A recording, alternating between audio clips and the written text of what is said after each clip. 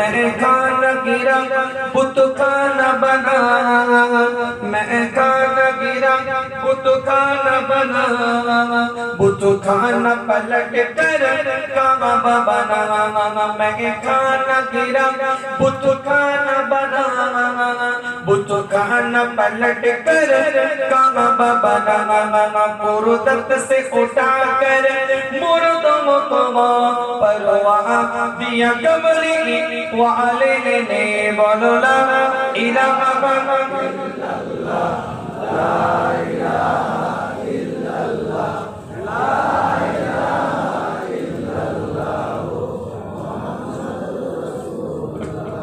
माशाআল্লাহ দীর্ঘদিন হুজুর কেবলা এখানে আসতেন, আমার মেজর চাচা কথা ঠিক না। 2008 সালে আমি প্রথমে এসেছিলাম এই স্টেশনে নেমে হেঁটে হেঁটে রাত 3:30 পৌনে 4টার সময় ফজরের ঠিক আগের মুহূর্তে নাজিম ভাই পাশে ডান দিকে নাজিম ভাইয়ের সঙ্গে ছিলেন। আমি এসেছিলাম সর্বপ্রথম ভুবনেশ্বরে ওই মাহফিলে।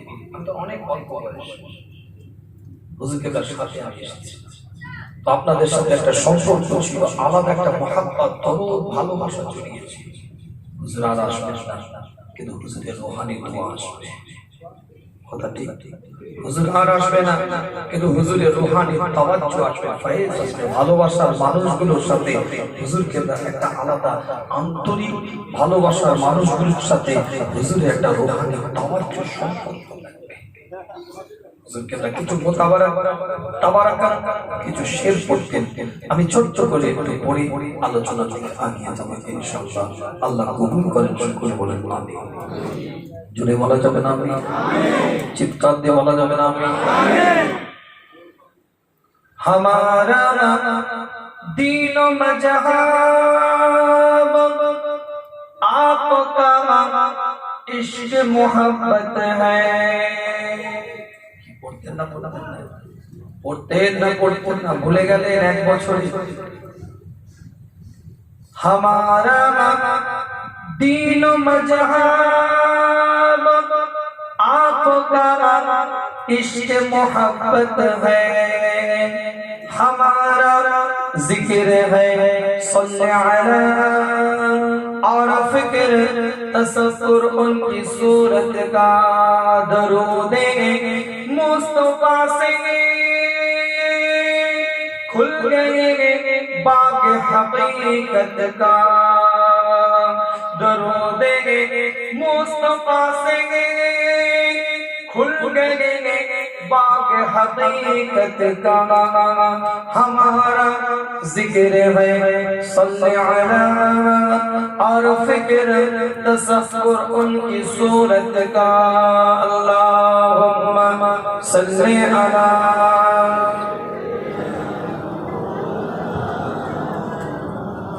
वला आलिहि सय्यिदिना। উপস্থিত হাজির মজলিস, ব্রাদার ইসলাম, আমার দিন দরদি নেককার পরেজগার ইমানদার মুত্তাকিরা, খুব সংক্ষেপ দুটো আলোচনা আপনাদের কাছে। যথেষ্ট আপনাদের খিদমতে দেশে বা বিদেশে, আপনাদের গ্রামে পাড়ায় মহল্লায় আপনাদের খিদমতে গুনাহগারের আসা যাওয়া আছে, বা এখানে আপনারা থাকেন এখানে গুনাহগারের আসা যাওয়া আছে। ওয়াজ ওয়াসিয়াত আপনাদের যথেষ্ট শোনা আছে আলহামদুলিল্লাহ। তার মধ্যে থেকেও কিছু কথা বলার চেষ্টা করব আপনাদের খিদমতে। আল্লাহ আমাদের সকলকে আমল করার তৌফিক এনে দেন, সকলে বলেন আমিন। এটা জোরে বলেন আমিন। আল্লাহ বলছে যে আমার রহমতের দিকে তাকিয়ে থাকবে, সে কখনো বঞ্চিত হবে না। তাকনাতু মির রাহমাতিল্লাহ, আমার রহমত থেকে তোমরা নিরাশ হয়ে যেও না, আমার রহমত তোমাদের উপরে বর্ষিত হবে। মনে রাখবেন, পৃথিবীর বুকে আপনার আমার মোবাইলের মধ্যে মাল্টিমিডিয়া সেট আছে, অ্যান্ড্রয়েড সেট আছে, স্মার্ট মোবাইল স্ক্রিন টাচ আপনি আমি ব্যবহার করি। এই মোবাইলের মধ্যে একটা সফটওয়্যার আছে, প্লে স্টোর বলে একটা সফটওয়্যার আছে। এই প্লে স্টোর নামক সফটওয়্যারটার মধ্যে আপনি আমি অ্যাপস ডাউনলোড করতে পারি, ইসলামিক অ্যাপস ডাউনলোড করতে গিয়ে আমি একটা অপশন পাই, সেটার নাম হচ্ছে আল কোরআন নামক একটা সফটওয়্যার। কোরআনের সফটওয়্যার আমি আপনার আমার মোবাইলটার মধ্যে রাখতে পারি, আপনার আমার মোবাইলের মধ্যে আপনি ব্যবহার করতে পারেন, আমি ব্যবহার করতে পারি। সেই সফটওয়্যারটার নাম হচ্ছে আল কোরআন। এই কোরআন নামক সফটওয়্যারটা যে আপনার মোবাইলে আসলো, মনে রাখবেন এত সহজে কিন্তু আপনার মোবাইলে কোরআন নামক সফটওয়্যারটা আসে। হাদিস বুখারী শরীফ, মুসলিম শরীফ, আবু দাউদ শরীফ, তিরমিজি শরীফ, ইবনে মাজাহ, মুআত্তা ইবনে মালিক, বড় বড় হাদিসের কিতাব আপনার মোবাইলে আপনি ডাউনলোড করতে পারেন। কিন্তু মনে রাখবেন এত সহজে কিন্তু হাদিসের কিতাব আপনার মোবাইলে আসে। 100 হিজরির পরে হাদিস লেখা আরম্ভ হয়েছে। হাদিস পৌঁছাতে গিয়ে সাহাবা হুজুরদের, হাদিস পৌঁছাতে গিয়ে তাবিঈন হুজুরদেরকে সাহাবা হুজুরদের কাছাকাছি ঘুরতে হয়েছে। হাদিস সংরক্ষণ করতে গিয়ে তাবিঈন হুজুরদেরকে তাবিঈন হুজুরদের সহচর হতে হয়েছে, সঙ্গী হয়ে ঘুরতে হয়েছে, সোহবতে থাকতে হয়েছে। মনে রাখবেন আইমায়ে মুস্তাহিদিনদেরকে তাবিঈন হুজুরদের সোহবতে থাকতে হয়েছে। এত সহজে হাদিস আপনার আমার বাড়িতে আসে। হুজুর বলছে একটা হাদিস সম্পর্কে যদি তোমরা জানো, মানুষের কাছে সেটা পৌঁছে দাও।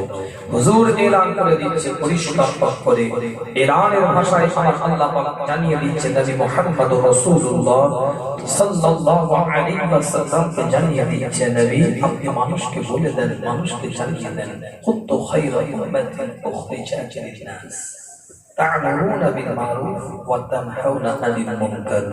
উম্মতের মধ্যে ওই ব্যক্তি শ্রেষ্ঠ যে মানুষকে ভালো কাজের আদেশ দেয়, খারাপ কাজ থেকে দূরে সরে।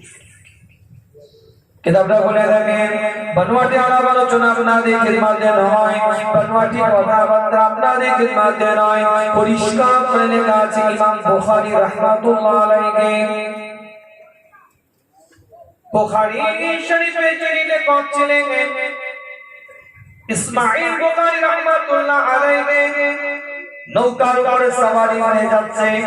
ইমাম বুখারী রাহমাতুল্লাহ আলাইহি নৌকার উপরে অবস্থিত ভ্রমণ করে এক প্রান্ত থেকে আরেক প্রান্তরে অতিক্রম করবে, এক প্রান্ত থেকে আরেক প্রান্তরে যাবে, অর্থাৎ নদী পারাপার করবে। কিস্তির উপরে বসে আছে, নৌকার উপরে বসে আছে, সামুদ্রিক যানবাহনের উপরে বসে আছে, নদীমাতৃক যানবাহনের উপরে বসে আছে। কিতাবের রিওয়ায়াতের মধ্যে পাওয়া যায় ইমাম বুখারী রাহমাতুল্লাহ আলাইহির কাছে কিছু আশরাফি সামগ্রিক আছে, সম্পদ আছে, অর্থ আছে। সেই ইমাম বুখারী রাহমাতুল্লাহ আলাইহি ওই আশরাফিটা ব্যাগের মধ্যে রেখেছে।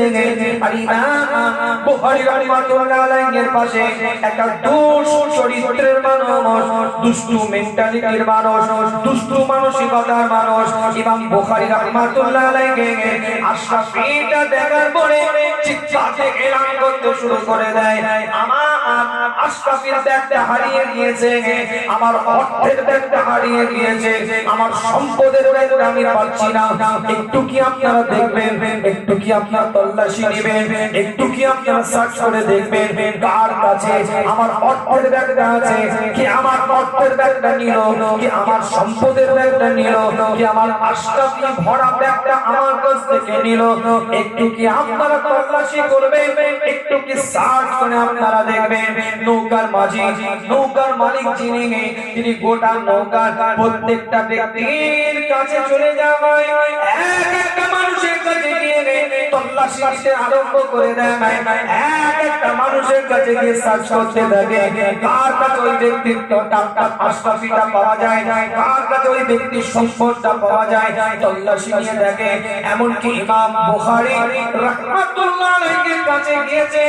ইমাম বুখারী রাহমাতুল্লাহ আলাইহি ব্যাগটাকে সার্চ করছে, তল্লাশি নিচ্ছে, কিন্তু লক্ষ্য করে দেখে ইমাম বুখারী ব্যাগের মধ্যে ওই আশরাফি ভরা ব্যাগটাকে খুঁজে পায় না। জোরে বলে সুবহানাল্লাহ, চিৎকার দিয়ে সুবহানাল্লাহ। গোটা নৌকার প্রত্যেককে ইন্ডিভিজুয়াল এককভাবে একজনকে তল্লাশি। এই দুশ্চরিত্রের মানুষটা, দুষ্ট চরিত্রের মানুষটা, খারাপ মেন্টালিটি, ব্যাড মেন্টালিটির মানুষটা চিন্তা করেছে ইমাম বুখারী রাহমাতুল্লাহ আলাইহির পোশাক দেখে যে একটা মানুষের কাছে এত আশরাফি থাকতে পারে। আজকে যদি আমি এই আবহাওয়াটা তৈরি করতে পারি, এই পরিবেশটা তৈরি করতে পারি যে আমার আশরাফি কেউ নিয়ে নিয়েছে, তাহলে তল্লাশি করে সার্চ করে যখন এই ব্যক্তির কাছে পাওয়া যাবে আর এই মানুষটা আমার পাশে বসে আছে, তার মানে তার কাছ থেকে ওই আশরাফিটা কেড়ে নিয়ে আমাকে দিবে, তাহলে আমারই আশরাফি বলে আমি প্রমাণ করতে পারবো। কিন্তু ইমাম বুখারী রাহমাতুল্লাহ আলাইহির কাছেও তল্লাশি করে দেখে ওই আশরাফিটা নাই। সমুদ্রের থেকে নদী থেকে আস্তে আস্তে পাড়ে গিয়ে নৌকাটা লেগে গিয়েছে, কিস্তিটা গন্তব্যস্থলে পৌঁছে গেছে। ইমাম বুখারী রাহমাতুল্লাহ আলাইহি নৌকা থেকে নেমেছেন, হেঁটে হেঁটে যাচ্ছে। ওই দুশ্চরিত্রের মানুষটা, খারাপ চরিত্রের মানুষটাও ইমাম বুখারীর পাশে পাশে হেঁটে হেঁটে যাচ্ছে। হাদিস কি করে আপনার কাছে পৌঁছেছে? হাদিসের কথা তো শুনলেন, কথা ঠিক না? حدثنا اخبرنا امرنا قال رسول الله صلى الله عليه وسلم سمعت النبي صلى الله عليه وسلم। হাদিস তো মৌলানা পড়ে গেল, হাদিস তো মুফতি পড়ে গেল, হাদিস তো পীর সাহেব পড়ে চলে গেলেন, হাদিস তো পীর জামা পড়ে চলে গেলেন। আমি হাদিসের কথা বলে চলে গেলাম, আমি হাদিসের এলান করে দিয়ে চলে গেলাম, শরিয়াতের মাপকাঠি কথা আমি বলে দিয়ে চলে গেলাম, দ্বীনের প্রচারের কথা আমি বলে দিয়ে চলে গেলাম, ইসলামিক ধারার কথা আমি বলে দিয়ে চলে গেলাম। কিন্তু আমি পেলাম না এই কথা বলে। আপনি আমার কাছ থেকে শুনে নিলেন, কিন্তু আমি পেলাম কোথা থেকে? আমি যার কাছ থেকে পেলাম তিনি পেলেন কোথা থেকে? তিনি যার কাছ থেকে শুনলেন তিনি পেলেন কোথা থেকে? তিনি যার কাছ থেকে শুনলেন তিনি পেলেন কোথা থেকে? পাওয়ার মাপকাঠিটা বলছি। আজকে আপনারা অর্থ ব্যয় করছেন হাদিস শোনার জন্য, এই কথা বলে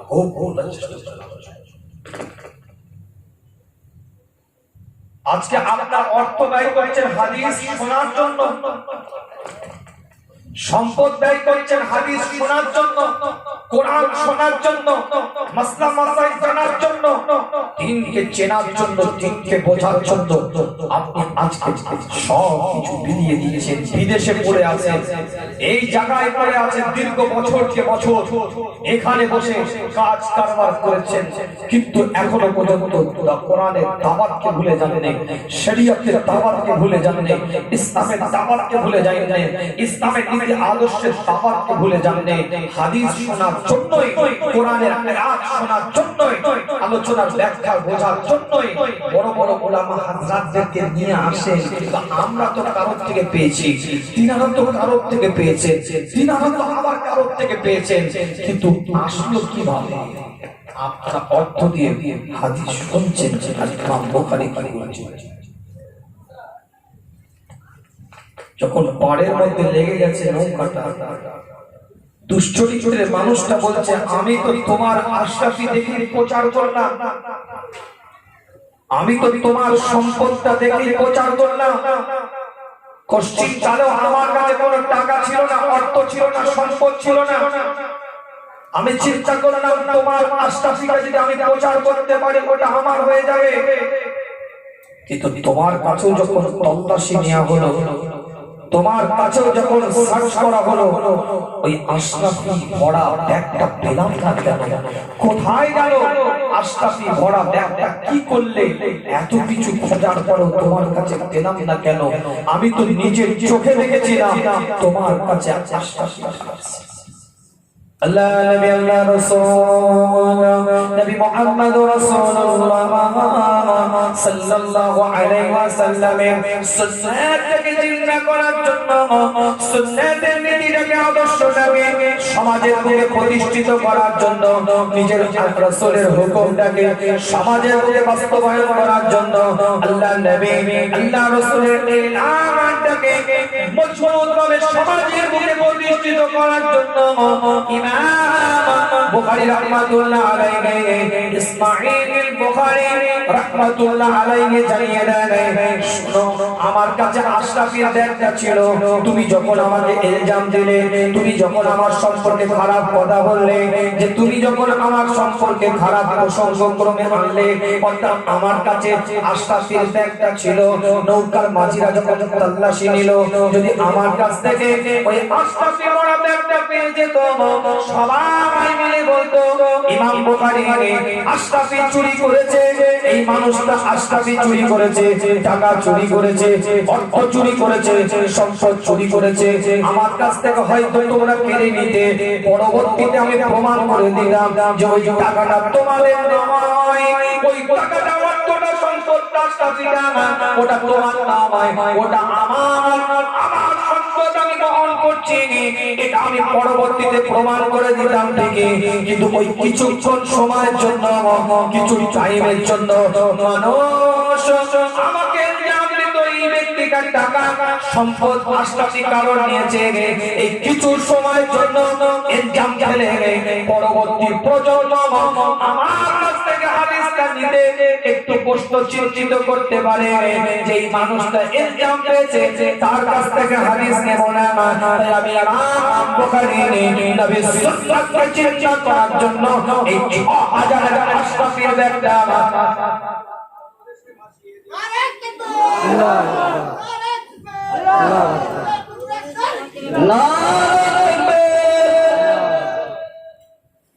আমি ইমাম বুখারী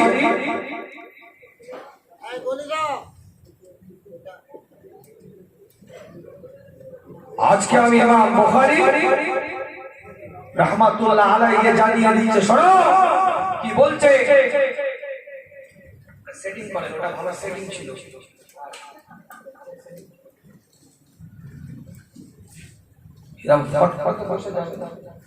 যাই হোক কথাটা বুঝুন, মূল পয়েন্টের সময় ধরে হয়ে গেল। আমার আলোচনা কিছু বুঝতে পারছেন?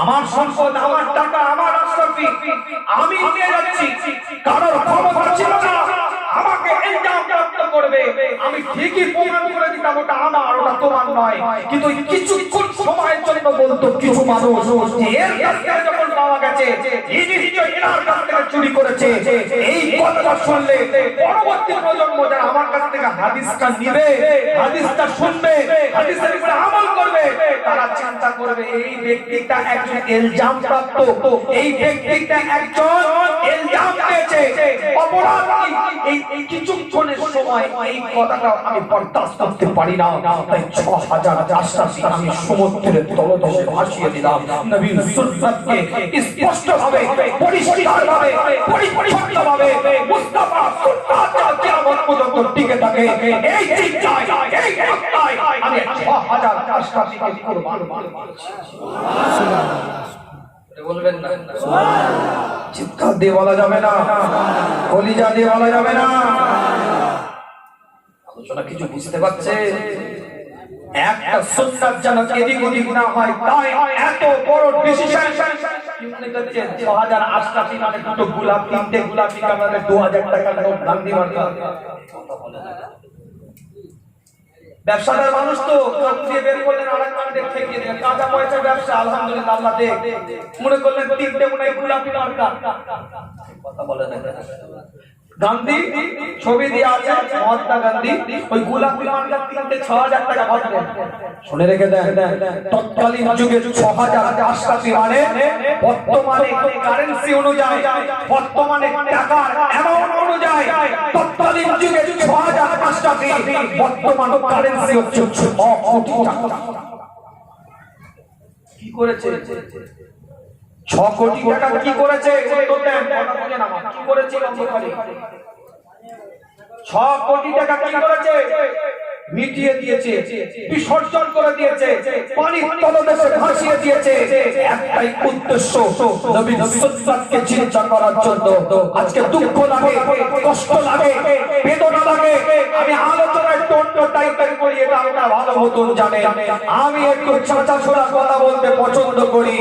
আলেম সেজে, মাওলানা সেজে, ইমাম সেজে, ইসলামের দোহাই দিয়ে, কোরআনের দোহাই দিয়ে, শরীয়তের দোহাই দিয়ে, নবীর সুন্নাতের দোহাই দিয়ে বর্তমান যুগে টুপিধারী, জুব্বাধারী, পাগড়িধারী আলোচনার মাধ্যম দিয়ে দ্বীনকে বিক্রি করে দিচ্ছে। তারা দ্বীন দিয়ে চিন্তা করার জন্য নিজের অর্থকে শেষ করে দিয়েছে, আর আমরা দ্বীনকে মেটাবার জন্য সম্পদের আশায় আমরা দ্বীনকে মিটিয়ে দিয়েছি। আজ থেকে 60 বছর আগেকার কথা বলছি, 16 years ago, 60 বছর আগেকার কথা বলছি। আমার দাদা যাদের ওয়াজ এখন ইউটিউবে আছে, ইন্টারনেটে আছে, শুনে নেবেন, বিশ্বাস না হয় যদি আমার কথা। বড় হুজুর পীর কেবলা ফুরফুরা শরীফ লিখবেন, ইউটিউবে বক্তব্য পেয়ে যাবে। আজকে আমার কথা নয়, হুজুর ইন্তেকাল করেছেন 2000, আপনার 1977 সালে, এটা 2022 চলছে, 45 বছর। আর আলোচনাটা আরো হায়াতে থাকাকালীন 15 বছর আগে। এই 60 বছরের বক্তব্য আগেকারের বক্তব্যের কথা বলছি। হুজুর বলতেন ইসলামের ক্ষতি যতটা কাফের করেছে, মুশরিক করেছে, বেদিন করেছে, তার থেকে অনেক বেশি ক্ষতি করে গেছে একদল মুনাফিক মুসলমান। তাদের মাথায় টুপি থাকে, তাদের মাথায় পাগড়ি থাকে, তাদের গায়ে জুব্বা থাকে, তাদের গায়ে আজকান থাকে, তাদের গায়ে আল্লাহ থাকে, তাদের লেবাসের চড়ি চড়িরে আখলাকে দেখলে মনে হবে মুসলমানের বাচ্চা, বড় শেখ, বড় পীর, বড় আলেম, বড় পিচ্চাদা। কিন্তু তারা ঈমান বিক্রি করার চক্রান্তে ঘুরে বেড়াচ্ছে।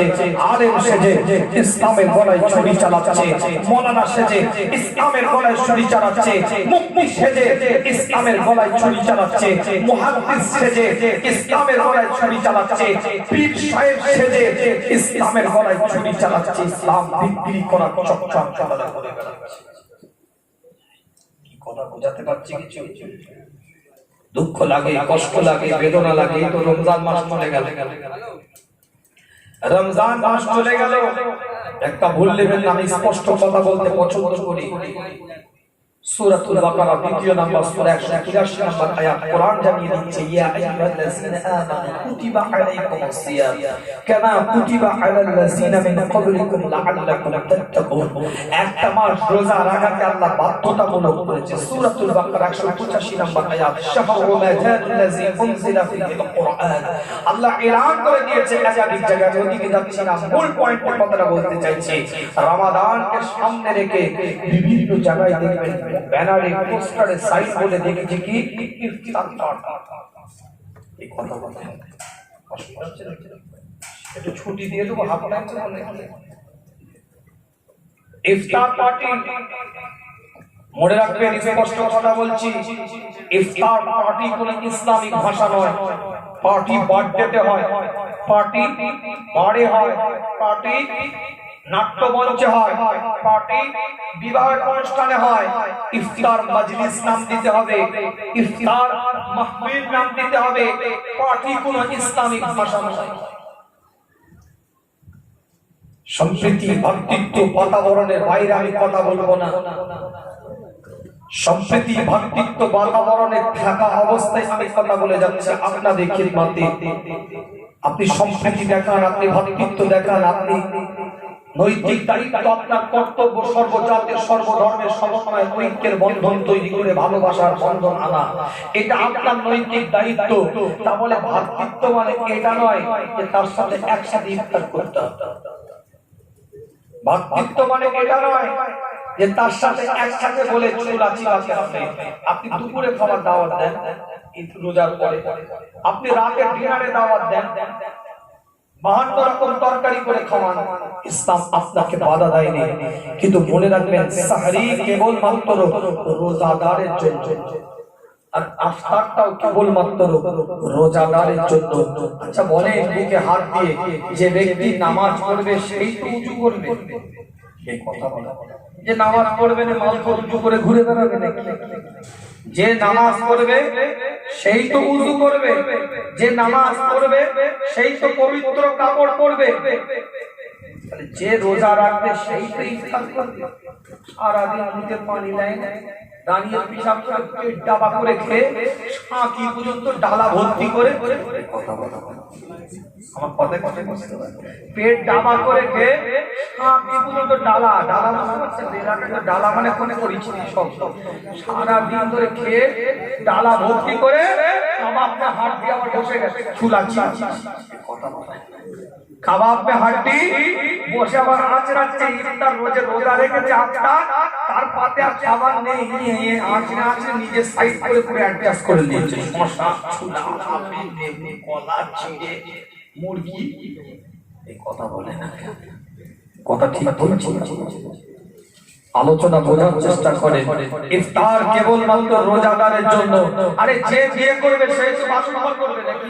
আর কোন খুলে বলে বলে মাথা খারাপ করবি দেখি তো, চল চল নিয়ে চলে চল গাড়ি ভাড়ি চলে আর বুকে লাভ লাভ খামা খাই যে বাসন ঘরে ঢুকে পড়বে পরের ভাই কথা বলে না। যে বিয়ে করবে সেই তো বাসন ঘরে যাবে না, আরো 10 জনকে নিয়ে ঢুকবে আয়। তাহলে যে রোজা রাখবে সেই তো ইফতার করবে। পরে এসো আবার যখন খাবো পরে এসে ইফতারটা আমায় করতে দাও। সকালবেলায় ওলিমার দিনে দেখা করবি, রাতে কেটে পড়। এখন জান জ্বালাচ্ছি কেন? এটা বলতে পারে না, এটাই তো মুখের ভাষা থাকে না ভাই। বিয়ে করে ঘরে আমার ঘরে কথা ঠিক বলছি না। ইফতার আমার জন্য, বরের জন্য বাসন ঘর, কুনের জন্য বাসন ঘর। ইফতার রোজাদারের জন্য, তোমার জন্য নয়। তুমি পরে এসো, হালিম খাওয়ার সময় তোমার সাথে দেখা করবো, টেকনির পায়া যখন বের করবো তখন তোমার সাথে দেখা করবো। এখন চুলা আপেল আমাকে চিবাতে দাও। পরের দিন ওলিমার সকালবেলা নাস্তা করতে যাই, এই কথা বলে কথা ঠিক ঠিক ঠিক। কিন্তু দুঃখ লাগে, কষ্ট লাগে। আবার অনেকে বলে রোজা তো नहीं रखता, अरे इफ्तार का सवाब छोड़ के क्या काफिर होके मरेंगे? बाप रे খেয়ে भी ধরে दिया, খেয়ে भी বলছে রোজা তো नहीं रखता, इफ्तार का सवाब छोड़ के क्या काफिर होके मरेंगे? ঠান্ডা হচ্ছে পেট ডাবা করে খাওয়া, এই কথা বলে কথা রাখা হচ্ছে না। আল্লাহ পাক সবকে সহি বুঝদান করে, সকলে বলেন আমিন। সেদিন তো একজন এসে করে বলছে কি হলো, বুঝলে একবার জায়েজ করে, 1 মাস কেন 2 মাস পার করতে কোনো কথা বলে বুঝছেন। এটা কদিন এসে এরকম করে দেখিয়ে বলে হুজুর ভুল কাটা জায়েজ করতেন, দেখেন 3 মাস পার করতে। আবার এরকম করে না দেখিয়ে ফেলে, আবার একটু অন্যদিকে চলে যায়। শয়তান খুব চালাক, মনে রাখবেন। শয়তান কোনদিন আপনাকে কুকুরের গোশত কিনে সামনে দিবে না, দিবে? শয়তান ভালো মতনই জানে কুকুরের গোশত যে দিতে যাবে একটা মুসলমানের সামনে, মার খেয়ে জান চলে যাবে। শয়তান কোনদিন আপনাকে কুকুরের গোশত দিবে না। কথাটা অনেক দূরের কথা বলছি, একটা কথা আজকে 2 ঘন্টার ওয়াজ, আর বেশি ওয়াজ শুনতে হবে। এই যে একটা কথা বলছি আজকে 2 ঘন্টা 3 ঘন্টা 4 ঘন্টার ওয়াজ বলে দিলাম, যা চলে যাবে। শয়তান আপনাকে কোনদিন কুকুরের গোশত খাওয়াবে না। কেন জানে মুসলমান কোনদিন কুকুরের গোশত ছুঁবে না, টাচ করবে না, লাথি মেরে ফেলে দিয়ে চলে যাবে। শয়তান এটা ভালো মতন জানে। শয়তান আপনাকে খাসির গোশত খাওয়াবে, শয়তান আপনাকে মুরগির গোশতই খাওয়াবে, শয়তান আপনাকে হালাল জবাই করার গোশতই নিয়ে আসবে। কিন্তু মনে রাখবেন শয়তান খুব চালাক, কুকুরের গোশত না এনে খাসির গোশতই আনবে, মুরগির গোশতই আনবে। কিন্তু লোকের সম্পত্তি ঝাড়া টাকা দিয়ে আনবে, ভাইয়ের সম্পত্তি কেড়ে নিয়ে নিজের নামে রেকর্ড করা টাকা দিয়ে নিয়ে এসে তোমাকে খাইয়ে চলে যাবে। ও কুকুরের গন্ধ থেকে ওই খাসির গোশত বড় ভালো। ফতোয়া দিয়ে গেলাম, কত বড় মূর্তি আছে সামনে দিয়া। তুই কুকুরের গোশত যদি খেতি কম গুনাহ হতো, ভাইয়ের সম্পত্তি ঝাড়া টাকা দিয়ে হালাল খাসির গোশত খেলে যা গুনাহ হবে। কুকুরের গোশত ঝোল ঝোল খেতে তোর কম গুনাহ হতো। লোকের উপর অত্যাচার করে, অসহায় ব্যক্তিকে বুকে পা দিয়ে ক্ষমতার জোর দেখিয়ে, ক্ষমতার জোর দেখিয়ে কেড়ে নিয়ে, হজম করে নিয়ে, ছিনতাই করে নিয়ে, অ্যাটাক করে, তার কাছ থেকে কেড়ে নিয়ে নিজের কব্জা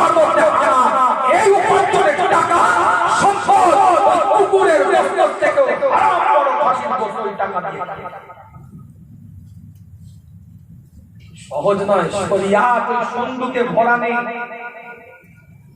শরিয়াত আলমারির এরম জুসে ভরা নেই, শরিয়াত তোমার বাস্তব জীবনে রূপের মধ্যে ভরা আছে।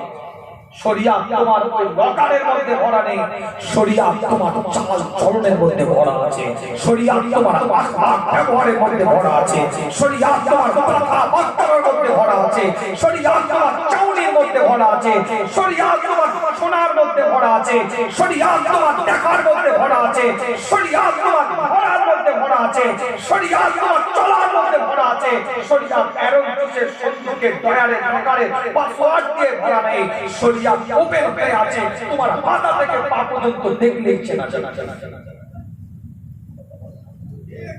করছেন শরিয়াত ওপেন হয়ে আছে, দিন তো ওপেন হয়ে আছে, তা লুকিয়ে থাকার কিছু নেই, বাহ্যিক দেখলেই তো বোঝা যাবে।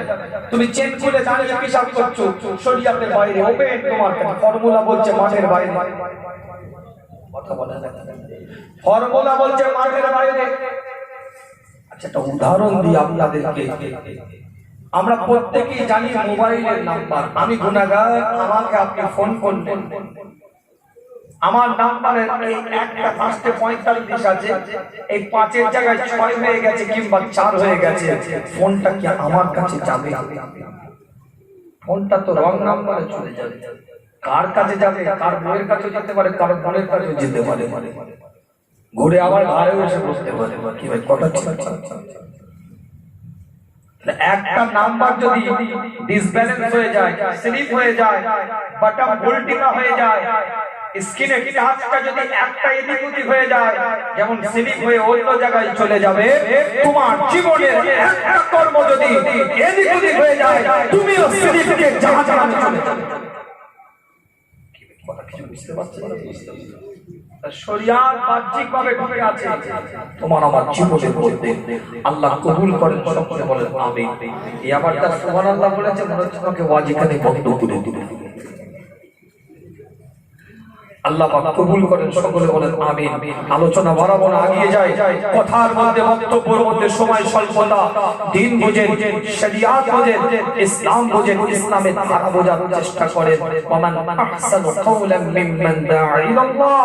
আল্লাহর পথে দাওয়াতের কথা বলছিলাম, এত সহজে দিন শরিয়াত আপনার আমার বাড়িতে আসে না।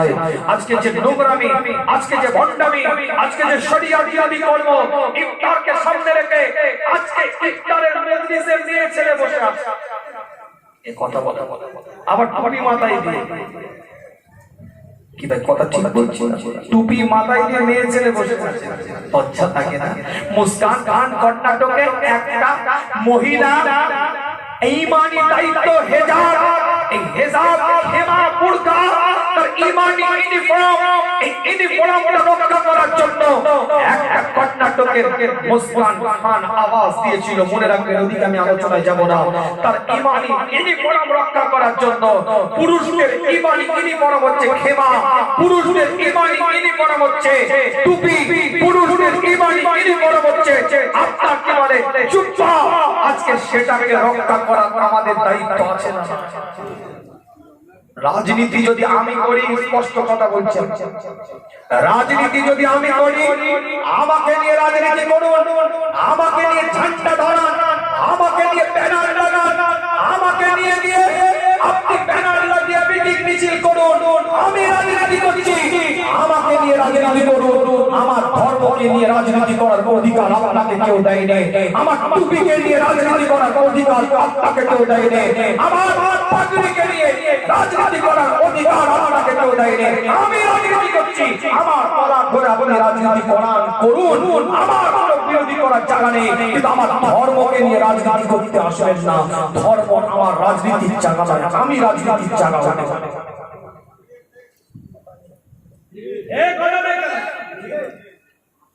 আমার টুপি মাথায় দিয়ে বসে আছে, ঝাল ঝাল করে কিছু মলি সাহেব পিসায় আমার দেখছি, বেহায়া লজ্জা চাকালে হায়া নেই।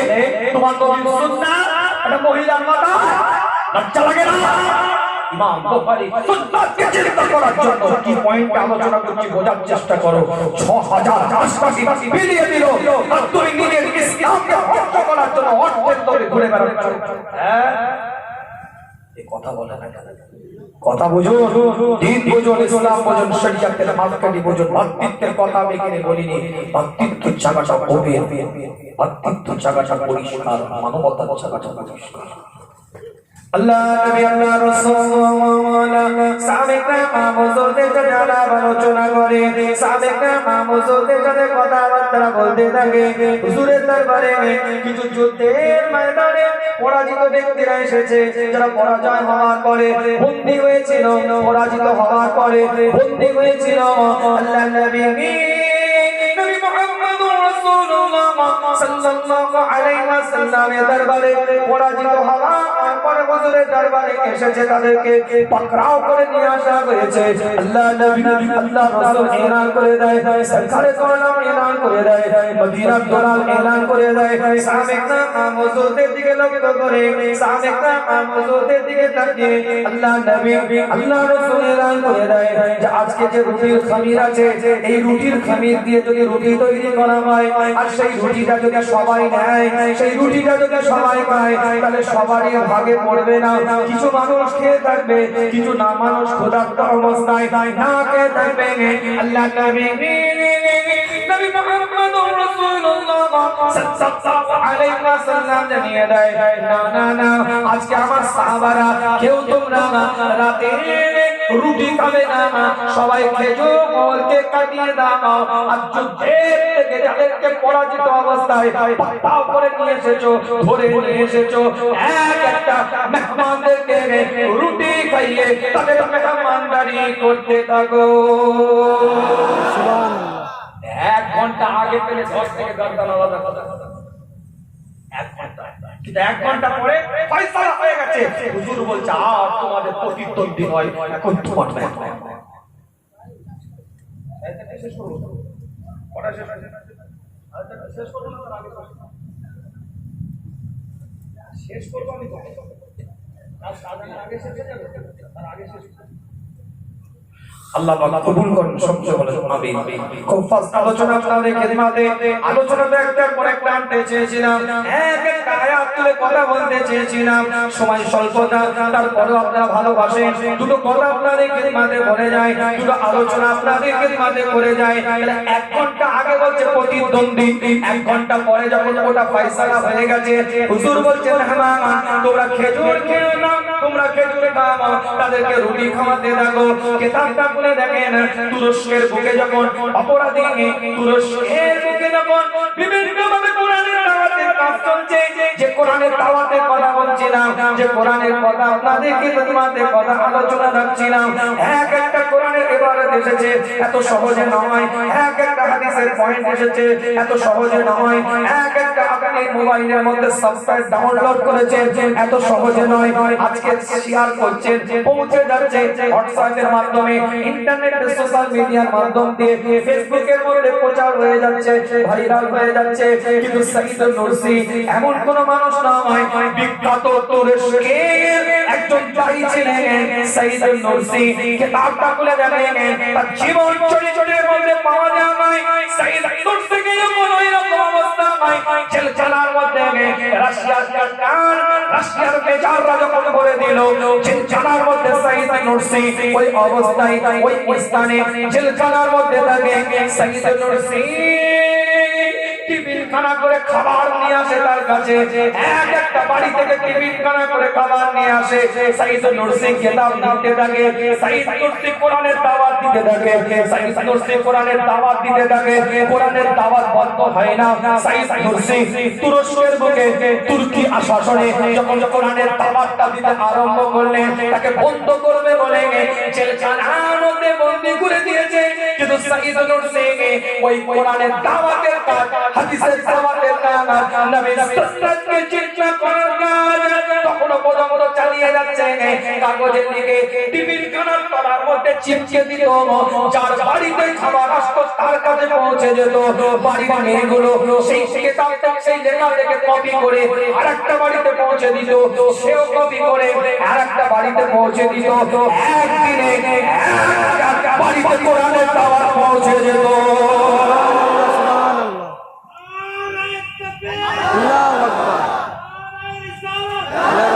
কোরআনের দাওয়াত বন্ধ করা যায় না, কোরআনের দাওয়াতকে আটকে রাখা যায় না। সাইদ নুরসিকে বন্ধ করেছিল, সাইদ নুরসিকে জেলখানার মধ্যে দিয়েছিল, কিন্তু কোরআনের দাওয়াতটা বন্ধ করতে পারে নাই। টিফিন খানাতে চিপকে চিপকে, টিফিন খানার মধ্যে লাগিয়ে লাগিয়ে গোটা তুরস্কের বুকে কোরআনের দাওয়াত দিতে আরম্ভ করলো। কিতাবের রিওয়ায়াতের মধ্যে পাওয়া যায় সাইদ নুরসির ঘরে, সাইদ নুরসির জেলখানায় যখন জেলখানার বিভিন্ন শাসকরা আসতো, জেলখানার বিভিন্ন কর্নেলরা আসতো, জেলখানার বিভিন্ন ব্যক্তিত্বরা আসতো, জেলখানার বিভিন্ন মানুষরা আসতো, যখন হাই অফিসাররা আসতো, হায়ার গ্রেড পার্সনরা যখন আসতো, সবাই অপরাধীরা উঠে দাঁড়িয়ে যেত। সাইদ নুরসি একটা বারের জন্য উঠে দাঁড়াতো না। চিন্তা করছে রাশিয়ার কর্নেল জেনারেল মেজররা চিন্তা করছে কে এমন ব্যক্তিত্ব একটা বারের জন্য আমার সামনে উঠে দাঁড়ায় না। সব অপরাধীরা দাঁড়িয়ে যায়, সব অপরাধীরা দাঁড়িয়ে যায় আমার সম্মানে, আমাদের সম্মানে। এই মানুষটাকে যে আমাদের সম্মানে কেন দাঁড়ায় না? সাইদ নুরসিকে গিয়ে প্রশ্ন করেছিল, সব অপরাধীরা দাঁড়িয়ে যায়, তুমি কেন দাঁড়াও না? তুমি এক জায়গায় কেন বসে থাকো? সাইদ নুরসি সেদিকে বলে, শুনে নেন, আমার ইসলাম আমাকে শিক্ষা দেয় কোন কাফেরের সম্মানে দাঁড়াবার শিক্ষা আমার ইসলাম আমাকে দেয় না। আপনার মধ্যে ঈমান নাই, কোরআনের দাওয়াত নাই, শরীয়তের দাওয়াত নাই, ইসলামের দাওয়াত নাই, আপনার মধ্যে আগে সফটওয়্যারটা ডাউনলোড করেন। আগে আধুনিক ভাষায় বলছি, আগে সফটওয়্যার ঈমানের ডাউনলোড করেন, তারপরে আশা করবেন আমি আপনাকে সম্মান দেব। কেন ইসলাম কাফেরের জন্য, বেঈমানের জন্য দাঁড়াবার কোনো হুকুম ইসলাম আমাকে দেয় না। বড় কথা খুব সংক্ষেপ, অনেক বড় এরা কোরআনের আয়াত দিয়ে দলিল আছে, আমি দিকে যাচ্ছি না। এর ইচ্ছা ছিল একটা করে আলোচনা করব, যেহেতু 4:30 আপনাদের জামাত, আমি ওদিকে যাচ্ছি না, একদম সংক্ষেপে বলছি। এত বড় কথা, এত বড় শহর, যে কেউ তো রেগে যাবে। এই কথা এরম হিট অফ দ্য মোমেন্ট কথা বললে, এরম সরাসরি অ্যাটাক করলে এ তো যে কেউ রেগে যাবে, যে কেউ প্রশ্ন চিহ্নিত করবে, যে কেউ অপরাধী জেলখানায় দেয়ালে ঠেকে গেছে, কোনো উপায় নেই, তো চালাবে, তো চাটবে, কিন্তু আমাকে সম্মান দিয়ে বেরিয়ে যাওয়ার চিন্তা করবে, আমার সাথে ভালো আচার ব্যবহার করবে, কিন্তু উপর দেয়ালে ঠেকে গেছে, সুদান দেয়ালে ঠেকে আছে, অপরাধী জেলখানায়, জেলের মধ্যে অবস্থিত। সাইদ নুরসি বলছে, ইসলাম আমাকে কোনো কাফেরের জন্য, মুশরিকের জন্য উঠে দাঁড়াবার শিক্ষা দেয় না। আমার ঈমান আছে, তোমার ঈমান নেই, আমার ঈমান কোনোদিন দাওয়া দেয় না। কেন দাঁড়াও? ফাঁসির অর্ডার হয়ে গেল, অনেক বড় ফাঁসির অর্ডার হয়ে গেল। তুরস্কের বিখ্যাত দায়ী, ইন্টারনেট খুলবেন, বানোয়াটি কথা বলিনি, একটা আপনার পয়েন্টের উপরে আলোচনা পাবেন। সাইদ নুরসি ফাঁসির অর্ডার হয়ে গেল, ফাঁসির এলান হয়ে গেল। কন্নার মেজর দাঁড়িয়ে আছে, প্রশ্ন করেছে কি নিবে, কি চাও? প্রত্যেকের একটা শেষ ইচ্ছা থাকে না? ফাঁসির মঞ্চে ওঠার আগে শেষ ইচ্ছা থাকে। জিজ্ঞাসা করেছে সাইদ নুরসি, কি তোমার আশা? কিতাবটা খুলে থাকে, বানোয়াটি আলোচনা আপনাদের খিদমতে নয়, শরীয়তের দাওয়াত দিতে দিতে জীবনটাকে বিলিয়ে দেয়, কোরআনের দাওয়াত দিতে দিতে জীবনটাকে বিলিয়ে দেয়, ইসলামকে প্রতিষ্ঠিত করার জন্য জীবনটাকে বিলিয়ে দেয়, শরীয়তের আদর্শকে প্রতিষ্ঠিত করার জন্য জীবনটাকে বিলিয়ে দেয়। আটকাতে পারে না, বন্দী করে আটকাতে পারে না, জেলখানার মধ্যে ঢুকিয়েও আটকাতে পারে না। সেখান থেকে কোরআনের দাওয়াত দিতে থাকে, সেখান থেকে ওমান আহসানু কাওলাম মিম্মান দাআ ইলাল্লাহ দাওয়াত দিতে থাকে, সেখান থেকে আল্লাহর রাসূলের বার্তা দিতে থাকে, সেখান থেকে শরীয়তের মাপকাঠি কথা বলতে থাকে। মেজাজ দাঁড়িয়ে আছে, কি চাও বলো, কি নিবে বলো, কি তোমার ইচ্ছা আছে বলো, কি তুমি চাইছো একটু আমাকে বলো, কি তোমার দরকার আমাকে বলো। শেষ ইচ্ছাটা কি? সাইদ নুরসি তুরস্কের বিখ্যাত দায়ী, কোরআনের দাওয়াতকারী, শরীয়তের দাওয়াতকারী, সেদিনের চিৎকার আওয়াজ দিয়ে বলে, আমার কিচ্ছু চাই না, আমার খুবাইব ইবনে আদির কথা মনে পড়ে যায়। কে খুবাইব ইবনে আদি? আল্লাহর নবী, আল্লাহর রাসূলের সাহাবা। খুবাইব ইবনে আদিকে যখন ফাঁসির কাঠগড়ায় তোলানো হবে, ফাঁসির কাঠগড়ায় নিয়ে যাওয়া হবে, খুবাইব ইবনে আদিকে প্রশ্ন করা হয়েছিল, কি চাও তুমি বলো, কি তোমার শেষ ইচ্ছা বলো। খুবাইব ইবনে আদি রাদিয়াল্লাহু তাআলা সেদিনে এলান করেছিল, আমি কিচ্ছু চাই না, একটুখানি আমাকে সময় দাও, একটুখানি আমাকে টাইম দাও, একটুখানি আমাকে সময় দাও, আমি দূরে কাজ আল্লাহর দরবারে সালাত আদায় করতে চাই। ফজরের নামাজ হবে, একটু কোরআনের দাওয়াত খেয়ে পান খাবে, কথা বলেন না কেন? ফজরের নামাজ হবে, এত কোরআনের দাওয়াত শুনে 5টা বিকেল পার করে পান খাবে, আবার যখন হুজুর এসে আবার জিকির করে কি কথা ঠিক আছে। খুবাইব ইবনে আদি বলে আমাকে 2 রাকাত নামাজ পড়ার সময় দাও, আমাকে 2 রাকাত নামাজ পড়ার টাইম দাও। খুবাইব ইবনে আদি কে 2 রাকাত নামাজ পড়ার সময় টাইমটা দেওয়া হয়, সবাই অবাক হয়ে যায়। মানুষ চায় তার সন্তানের সাথে দেখা করতে, মানুষ চায় তার স্ত্রীর সাথে দেখা করতে, মানুষ চায় কিছু সময় রিল্যাক্স করতে, ঘুমাতে, মানুষ চায় বিভিন্ন আশা তাদের থাকে যে শেষবারের মতো আমরা এটা করে নিই। কেউ খেতে চায়, কেউ দেখা করতে চায়, কেউ কথা বলতে চায়, কিন্তু খুবাইব ইবনে আদি রাদিয়াল্লাহু তাআলা জানিয়ে দেয় আমাকে 2 রাকাত নামাজ পড়তে দাও, আমি 2 রাকাত নামাজ আদায় করতে চাই। 2 রাকাত নামাজের মধ্যে খুবাইব ইবনে আদি রাদিয়াল্লাহু তাআলা দাঁড়িয়ে গিয়েছে। প্রথম রাকাতে আল্লাহু আকবার বলেছে, দ্বিতীয় আল্লাহু আকবার বলে সানা পড়েছে, ফাতিহা পড়েছে, তেলাওয়াত নিয়েছে, কোরআন পড়েছে, রুকুর মধ্যে চলে গেছে। রুকুর মধ্যে গিয়ে সুবহান রাব্বিয়াল আযীম যখন পড়ছে, চিন্তা করে আল্লাহ কিছু বিশেষত্ব দিয়ে মানব জাতকে আল্লাহ তুমি তৈরি করেছো। লাকাদ খালাকাল ইনসানা ফি আহসানি তাকওয়িম, কিছু বিশেষত্ব দিয়ে আল্লাহ তুমি মানব জাতকে উত্তম পরিকল্পনার দ্বারা তৈরি করেছো, উত্তম উপায়ে তুমি তৈরি করেছো, উত্তম বৈশিষ্ট্য আল্লাহ তুমি তৈরি করেছো। তার মধ্যে একটা বৈশিষ্ট্য, একটাই মাত্র প্রাণী। আজকে আমরা মানব জাত 18,000 মাখলুকাতের মধ্যে শ্রেষ্ঠ, কিতাবের রেওয়ায়াতের মধ্যে পাওয়া যায়। খুবাইব ইবনে আদি বলে আল্লাহ 2 পায়ে দাঁড়াবার আল্লাহ তুমি ক্ষমতা দিয়েছো, শুধু 2 পায়ে দাঁড়াবার ক্ষমতা দাও নাই, তুমি রুকুর হালাত আল্লাহ দিয়েছো, রুকু করতে পারি, সুবহান রাব্বিয়াল আযীম বলে চিৎকার দিতে পারি। দীর্ঘক্ষণ রুকু থেকে থাকার পর আস্তে করে উঠে আবার সিজদার মধ্যে চলে যায়, সিজদার হালাতে চিন্তা করে আল্লাহ এখন তোমার বান্দা সব থেকে নিচে চলে এসেছে, মাথাটাকে নত করে দিয়েছে, নাক খিচড়াতে থাকছে, সিজদার হালাতে তোমার বান্দা। আর তো তুমি সব থেকে উঁচুতে এখন দাঁড়িয়ে, সব থেকে উপরে তুমি, সব থেকে আলা তুমি। তাই আমি আল্লাহ, আমি বান্দা তোমার, আল্লাহ তোমার দরবারে আমি সুবহান রাব্বিয়াল আলা বলে চিৎকার দিয়ে দিলাম। খুবাইব ইবনে আদি রাদিয়াল্লাহু তাআলা আনহু 1 রাকাত নামাজটা দীর্ঘ সময় ধরে আদায় করলেন। দ্বিতীয় রাকাতে উঠলেন, চিন্তা করছে আজকে যদি আমি দীর্ঘ সময় ধরে নামাজ পড়ি, এরা মনে করবে মৃত্যুর যন্ত্রণা ভোগ করার জন্য মৃত্যু যেন একটু দেরিতে হয়, তাই বেশি সময় ধরে নামাজ আদায় করছে।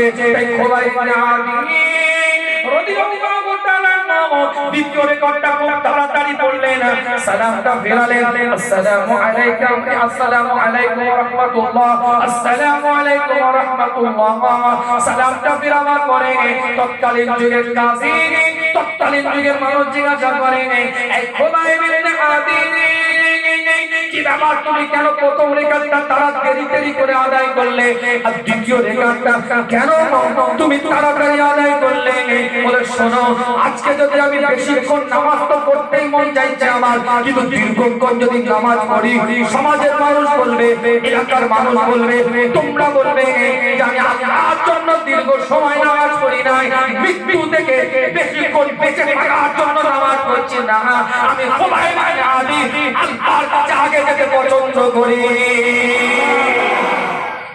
সাইয়্যিদ নুরসি বলছে গানে, খুবাইব ইবনে আদির কথাটা বলে সাইয়্যিদ নুরসি তুরস্কর বিখ্যাত দায়ী বলছে, শোনো আমিও দুরিকাত নামাজ পড়তে চাই, আমিও দুরিকাত নামাজ আদায় করতে চাই। কিতাবের রিওয়ায়াতের মধ্যে পাওয়া যায় সাইয়্যিদ নুরসি দিকে লক্ষ্য করে তৎকালীন যুগের জেনারেল বলছে, তৎকালীন যুগের মেজর বলছে, তৎকালীন যুগের আপনার ক্ষমতাশীল ব্যক্তিত্বরা বলছে, এই সাইয়্যিদ নুরসি আমাদের কি হবে এটা আমাদের দেখার দরকার নেই। তোমার খোদা সত্য, তোমার হুকুম সত্য, তোমার দ্বীন সত্য, তোমার ইসলাম সত্য। আমার কিছু আইনের কিছু শৃঙ্খলা আছে, সেই আইনের শৃঙ্খলার মধ্যে তুমি অপরাধী ঠিকই, কিন্তু তোমার খোদার দিকে তুমি সত্য, তোমার দ্বীনের দিকে তুমি সত্য, তোমার ইসলামের দিকে তুমি সত্য। আমি মেজার বলি আজকে তুমি তোমাকে আমি বেকুসুল খালাস করে দিলাম একটা কারণে, যে তোমার আল্লাহর প্রতি তোমার ভরসার কারণে আমি তোমাকে বেকুসুল খালাস করে দিলাম। একটাই কারণ, আল্লাহর প্রতি তোমার ভরসা, অন্য কিছু চাওনি। একটাই জিনিস চেয়েছি, সালাত, নামাজ। बनवाटी आलोचना अपराधी खिदमत नয়, बनवाटी বলাবত अपराधी खिदमत নয়। দলিল কেন্দ্রে দুটো কথা আপনাদের খিদমতে বলতে চেয়েছি। দিন বোঝেন, শরিয়ত বোঝেন, ইসলাম বোঝেন, ইসলামের নীতি আদর্শ বোঝেন, ইসলামের দ্বারা অনুযায়ী জীবনটাকে পরিচালনা করেন, শরিয়তের মাপকাঠি অনুযায়ী জীবনটাকে তৈরি করেন। আপনাদের অন্তরে ভালোবাসা আছে, কলিজার মধ্যে মহব্বত আছে, দিলের মধ্যে ভালোবাসা আছে। ভুলে যাবেন আপনারা যাদের ওসিলায় দিন পেয়েছেন, যাদের ওসিলায় শরিয়ত পেয়েছেন, যাদের ওসিলায় কোরআন পেয়েছেন, যাদের ওসিলায় ইসলামের ধারাটাকে চিনেছেন, যাদের ওসিলায় কোরআনের আয়াতগুলোকে বুঝেছেন, যাদের ওসিলায় রাসূলের সুন্নতি জীবনের মধ্যে বাস্তবায়ন করতে পেরেছেন, তাদেরকে ভুলে আপনারা জানেন, তাদের আল্লাহর নাম আপনারা ভুলে যান না। কি আবেগ ভরা দরদ নিয়ে আপনারা ভালোবাসেন, কি আবেগ ভরা দরদ নিয়ে আপনারা মহব্বত করেন। আজকে সে আবেগ ভরা দরদ নিয়ে আপনাদের হাত জোড় করে বলি, এই যুবক তোমাদের পায়ে ধরে বলছি, একটু মসজিদ জীবনটা তৈরি করো, একটু পাঁচ ওয়াক্ত নামাজটা পড়ো, একটু মসজিদে যাও, একটু দিনটাকে চেনো, একটু জায়েজ নাজায়েজের জ্ঞানটা রাখার চেষ্টা করো, একটু হালাল হারামের জ্ঞানটা রাখার চেষ্টা করো। সবাই বলে দোয়া করে, হুজুর দোয়া করে। আজকে এত হুজুর কেন বলে একটাই কারণ, আমি বলে দিয়ে যাচ্ছি 3 নাম্বার মালিশার মানুষ এই রেল স্টেশনের পাশের গায়ে মসজিদের এলাকার পার্শ্ববর্তী সমস্ত ব্যক্তিদের একটা চিন্তা, একটাই চেতনা, একটাই ভাবনা, যে একটু দোয়া নেব, একটু দোয়া নেব। এক একটা মানুষের এক একটা চিন্তা ভাবনা থাকতে পারে, কিন্তু আজকে যে কটা মানুষ খোদা বলছে আপনার কাছে, আপনাদের প্রিয় আওলাদ, যে কটা মানুষ মুসাফা করেছে তার মধ্যে অধিকাংশ মানুষ মুসাফা করতে গিয়ে বলেছে হুজুর একটু দোয়া করবেন। বলেছে না বলে বলে না বলে হুজুর একটু দোয়া করবেন, বাড়িয়ে নিচে ফুঁক দিয়ে দেন। এটাই তো ভালোবাসা, এটাই তো আবেগ, এটাই তো দুর্বলতা। জাল্লার ওয়ালিদের আওলাদ দেখে এনেছি, একটু দোয়া হবে, একটু ফরিয়াদ হবে, কিন্তু দোয়া কবুলিয়াতের কিছু সুন্নাত পদ্ধতি আছে। এই কথাটা বলে আপনাদের খিদমত থেকে বিদায় নেব। দোয়া কবুলিয়াতের সুন্নাত পদ্ধতিগুলোর মধ্যে থেকে 1 নাম্বার, উযু অবস্থায় দোয়া করতে হবে। আল্লাহ তাআলা যখন দোয়া চাইবেন, উযু অবস্থায় দোয়া করবেন। আল্লাহর কাছে যখন দোয়া চাইবেন 3 বার ইস্তিগফার করে নেবেন। আল্লাহ যখন দোয়া চাইবেন, আল্লাহর দরবারে যখন ফরিয়াদটা করবেন, দুটো হাত তুলে ফরিয়াদ করবেন। আল্লাহর কাছে যখন দোয়াটা চাইবেন, আল্লাহর গুণময় নামগুলো উচ্চারণ করবেন, রহমান, সত্তার, জব্বার, কাহ্হার, হাইয়ুল কাইয়্যুম, আল্লাহর গুণময় নামগুলো উচ্চারণ করবেন। দুটো হাত তুলে দোয়া চাইবেন, সম্মিলিতভাবে দোয়া করবেন, সম্মিলিতভাবে আমিন আমিন বলে চিৎকারটা দিবেন, সম্মিলিতভাবে আল্লাহর কাছে ফরিয়াদ করতে থাকবেন। কিবলামুখী হয়ে দোয়া করবেন, কিছু বিশেষ সময়ে দোয়া করবেন, কিছু বিশেষ টাইমে দোয়া করবেন। এই যে সময়টা চলে যাচ্ছে, খোদার কসম করে বলে যায় এটাই হচ্ছে দোয়া কবুলিয়াতের সময়।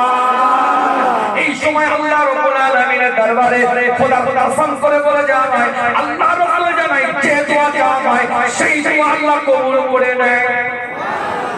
বাড়িতে গিয়ে সুবহানাল্লাহ বলবেন, জোরে বলেন, চিৎকার দিয়ে বলেন, কলিজা দিয়ে বলেন। আল্লাহ নবী মুহাম্মদুর রাসূলুল্লাহ সাল্লাল্লাহু আলাইহি ওয়াসাল্লাম সাহাবায়ে হুজুরের সাথে আলাপ আলোচনা করে, সাহাবায়ে হুজুরদের কথাবার্তা বলতে থাকে। জুম্মার দিনে হুজুর আমার খুতবা দিচ্ছে, খুতবা পড়া করেন। খুতবা যখন আরম্ভ, খুতবা যখন হুজুর দিচ্ছে, আল্লাহ নবী আল্লাহর রাসূলের দরবারে সাহাবায়ে হুজুর উঠে দাঁড়িয়ে বলে, হুজুর আপনি একটু দোয়া করেন, হুজুর আপনি একটু পয়সা করেন, হুজুর আপনি একটু দোয়াটা মানেন। মদিনা জমিনে বৃষ্টি হয় না, মদিনা জমিনের মধ্যে পানি হয় না, হুজুর আপনি একটু দোয়া করেন মদিনা জমিনে যেন একটু পানি হয়। খরা হয়ে গিয়েছে, বৃষ্টি না হওয়ার কারণে মদিনা জমিনে চাষ আবাদ হচ্ছে না। মদিনাতুল মুনাওয়ারা মসজিদে নববীর বুকে দাঁড়িয়ে খুতবা চলাকালীন আল্লাহ নবী মুহাম্মদুর রাসূলুল্লাহ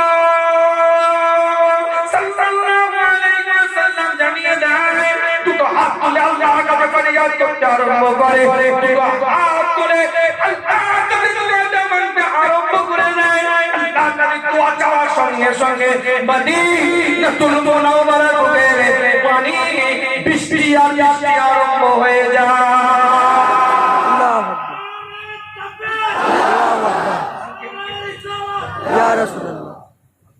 অবশ্যই দিবেন, কিন্তু আমরা আজান সাড়ে চারটে, একটু বোঝার চেষ্টা করুন। আল্লাহ কবুল করেন, আল্লাহ নিয়ামত দেন।